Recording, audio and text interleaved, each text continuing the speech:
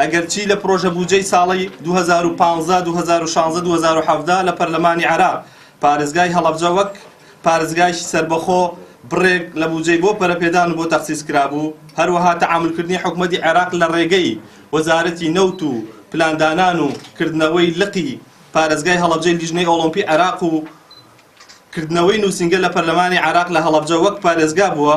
ئەمەش جێگەی دڵخۆشی و پێزانین بۆ لەلایەن هاوڵاتیان و ئیدارەی پارێزگاکەوە.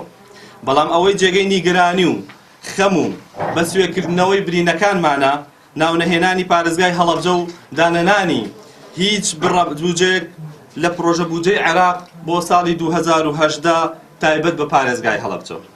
ئێمە وەک ڕێکخراوەکان و چالاکوانانی هەڵەبجە داوا لە لیژنە بەڕێزەکەتان دەکەین لە پرۆژە بودجەکە تاواتە بۆ ئەم ساڵی 2018 ناوی هەڵەبجە وەک پارێزگا بچەسپێت و وەک ساڵانی پێشوو بودجەی تایبەت بەخۆی بۆ دابنرێت. هەروەها پشتگیری و پشتیوانی داواکاری ئەنجومەنی پارێزگاکانی هەرێم دەبین کە ئاڕاستی ئەنجومەنی وەزیرانی عێراقی کردووە کە لە خاڵی سێمی یاداشتەکاندا کە لە 5 یانزەی 2017 بڕە بودجەی پارێزگای هەڵەبجە داوای دانانی بڕە بودجەی پارێزگای هەڵەبجە کراوە کە داوام لێ کردووە نەک مەسەلەی بودجە و بودجەی پارێزگای هەڵەبجە بەڵکو مەسەلەی ئاعترافکردنەکە چکە بەڕێزان بیرتان نەچێ ئێمە کێشەمان لە ئاعترافکردنەکەی هەیە. ئەگەر ئاعترافکردنەکە ساکەینەوە زۆر مەسەلەی ترمان لە مەسەلە قانونی دارایەکانیش بۆ یەکلایە بێتەوە.